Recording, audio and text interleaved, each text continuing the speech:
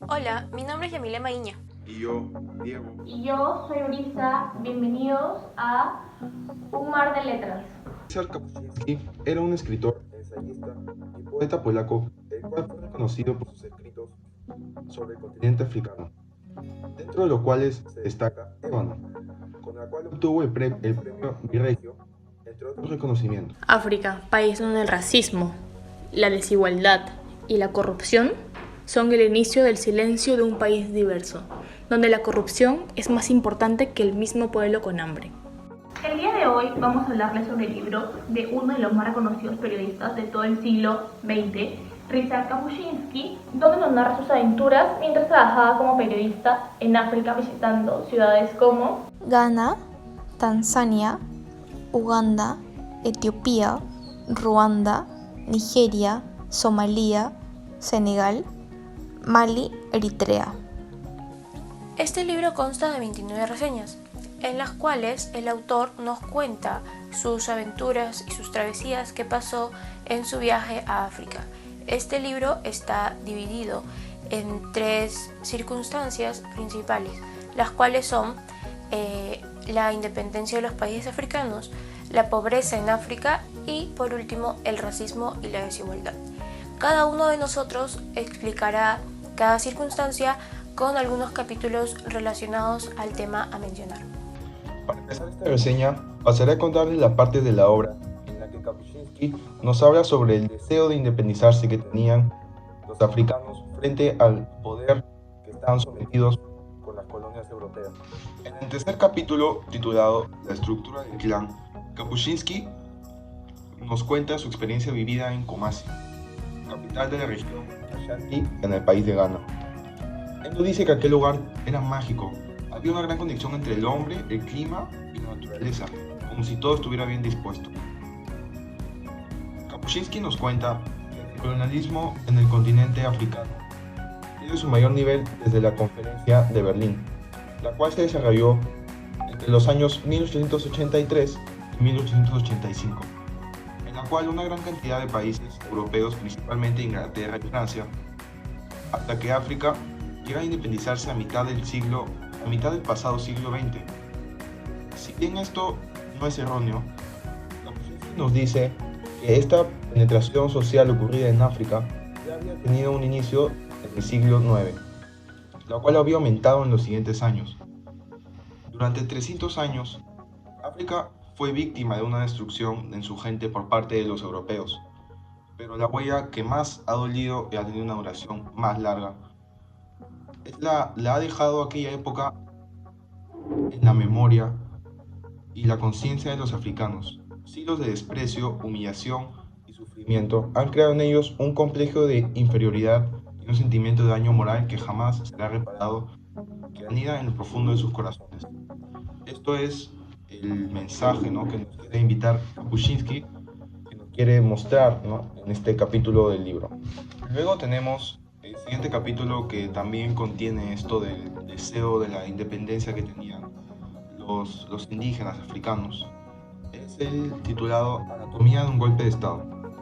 Bueno, acá Kapuscinski nos narra cómo fue el golpe de Estado ocurrido en 5 ciudades de Nigeria en enero del año 1966.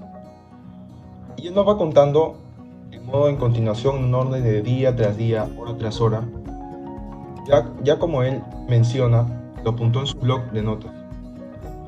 Las 5 ciudades en las que este golpe se estaba dando a cabo eran Lagos, la capital de la federación, y en las capitales de las 4 regiones nigerianas, Ibadan, Kaduna, Benín y Enugu. Ya por el final del capítulo, Kapuscinski nos cuenta que en su breve historia muchas naciones de África viven tal su segunda fase. La primera ha consistido en una descolonización instantánea, en dar la libertad, optimismo y fervor y euforia se adueñaron de todo el planeta. La población estaba convencida de que la independencia significaba un techo mejor encima de su cabeza, un cuenco de arroz más enorme y unos zapatos, los primeros en la vida, que se generaría un milagro, la multiplicación del pan lo de los peces y del vino. Pero no se produjo nada de esto.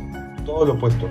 Incrementó vertiginosamente la población, por la cual ha faltado comida, escuelas y trabajo. Decepción y pesimismo no tardaron en sustituir el optimismo. Toda la amargura, furia y odio se dirigieron hacia las propias élites, que, voraces, se dedicaban a llenarse los bolsillos lo más flexiblemente, lo más deprisa viable. En un territorio que no posee una enorme industria privada donde las plantaciones pertenecen a extranjeros y los blancos además son propiedad de un capital extranjero. Una carrera política es la exclusiva probabilidad de amasar un... Bueno, y para terminar esta parte del deseo de independizarse de los indígenas, también he encontrado, como por último, el capítulo titulado Yo el Blanco. Pero bueno, esta es la primera parte del capítulo que nos habla sobre el deseo de la independencia, sobre la independencia que tenían los indígenas africanos. Bueno, en este capítulo Kapuscinski empieza definiendo la libertad de Tangancia, que produjo el desprecio de varios de Europa que estaban en el servicio colonial. Estos se habían dirigido a África motivados por una vida repleta de lujuria que les habían prometido los europeos. Sin embargo, este caso pareció un giro de 180 grados con la libertad de las colonias, y ahora son los de África los que ocupan los más elevados cargos. Este proceso es lo que ellos llaman africanización. Gracias a la libertad de Uganda, Kapuscinski cogió su todoterreno y emprendió viaje hacia la urbe en compañía de Leo. Ambos fueron testigos de la verde naturaleza que se desplegaba por todos los lados del camino, durante todo el camino, con bestias salvajes correteando por las llanuras. Todo lo mencionado simulaba impresionantemente como si hubiera vuelto al origen del mundo, donde no existe el ser humano y por consiguiente el pecado. Racismo y desigualdad. En este capítulo de Yo el Blanco, Ryszard Kapuscinski nos va a explicar de cómo estos dos factores del racismo y la desigualdad se daban con tanta normalidad en la ciudad de Dar es Salaam, ciudad situada a la costa este del continente africano, donde los barrios más cerca del mar, donde estaban situados los chales más lujosos, los jardines llenos de flores, donde incluso los blancos podían darse la libertad de darse un paseo sin preocupación alguna. En cambio, el barrio más lejos del mar, donde se levantaba el polvo y la sequedad, y desde donde el barro se levantaba en las chozas, estas eran situadas por los negros. Era tanto el cinismo que hasta los mismos partidarios del partido Apartheid, mismo partido político realizado por los blancos racistas, decían de que la mejor forma de vencer el racismo era de que estos se llevasen por separado, blancos por su lado y negros por el otro. Pero detrás de dicho estímulo de igualdad se sabía que la realidad era otra, donde los blancos iban a tener los mejores barrios, industrias y tierras, mientras que los negros ni siquiera iban a tener tierras fértiles donde estos puedan cosechar sus propios alimentos. Zanzíbar. En este capítulo, Ryszard Kapuscinski nos cuenta parte de lo que África tuvo que vivir. En el siglo XIV, los europeos que llegaban hasta aquí morían de malaria, y los que no se llevaban consigo grandes fortunas como lo que era marfil, oro y esclavos negros. Las islas eran usadas como campos de concentración para los esclavos, para que estos esperasen aquí, mientras que sus embarcaciones llegaban y estos fueron llevados a partes de América, Europa y Asia. El trayecto de estos viajes era de más o menos de 3 a 4 meses. Algunos de estos esclavos morían de sed, hambre y asfixias, y en algunos casos todos morían. Los supervivientes eran llevados a las plantaciones de caña de azúcar, algodón, en partes del Caribe, Brasil y Estados Unidos. El siguiente tema a comentar es la pobreza en el África. En los capítulos donde se habla de este tema son los siguientes.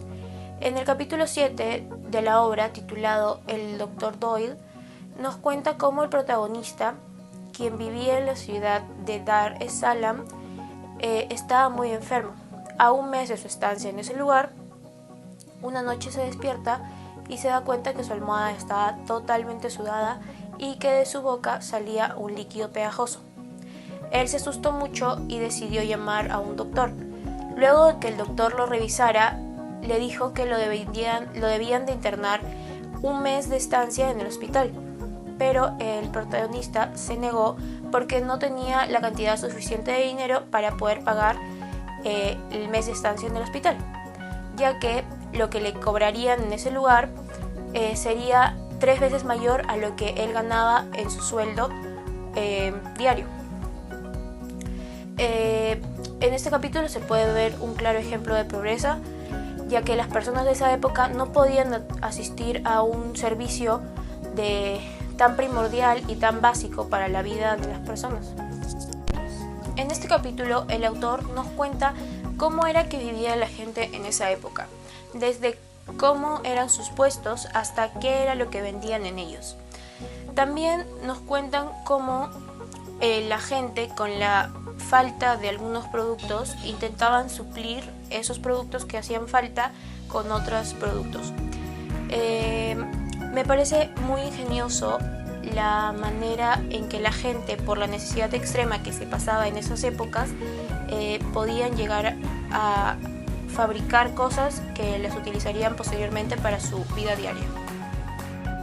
En este capítulo, titulado Levantarse de un salto de oscuridad, el autor nos explica cómo en su viaje a Etiopía observa diversas situaciones, pero todos con un mismo problema en común, que es la pobreza. Cuenta cómo en la cárcel de la ciudad de Addis Abeba no contaba con los recursos suficientes para mantenerlos en un buen estado, ya que el gobierno de esa época era muy pobre. Asimismo, casi al final del capítulo se menciona cómo en las aldeas de la ciudad se ve a un grupo de niños hambrientos y desnutridos, quienes en lugar de pedir comida o dinero pedían un lápiz, ya que los niños de esa época tenían la intención de ir a estudiar a una escuela, pero no podían porque no tenían un lápiz con el cual aprender y desarrollar sus clases. Esto es algo muy resaltante, ya que los niños desde muy pequeños buscaban la forma de estudiar y aprender para que en un futuro puedan cambiar su estilo de vida. Bueno, antes de mencionarles por qué nosotros les recomendamos la obra, hemos llegado a una conclusión respecto a, después de haber leído el libro, después de haber interiorizado sobre bastantes aspectos importantes, que bueno, es que fue que en esa época, en el continente africano, para ser exactos, las cosas o los productos básicos de uso diario, como son los alimentos, el agua y muchas otras cosas, eran muy escasos. Pero a pesar de esto, muchas personas buscaban la manera de salir adelante de alguna u otra forma, ya sea vendiendo productos o fabricando cosas, posteriormente venderlas, y con lo poco que tenían hacían maravillas, ya sea para su uso propio o para los demás. África es un país megadiverso, pero se nota mucho la indiferencia hacia los pueblos africanos, donde la gente muere de enfermedades. La falta de educación en África, la gran mayoría de los pueblos sufren de esto.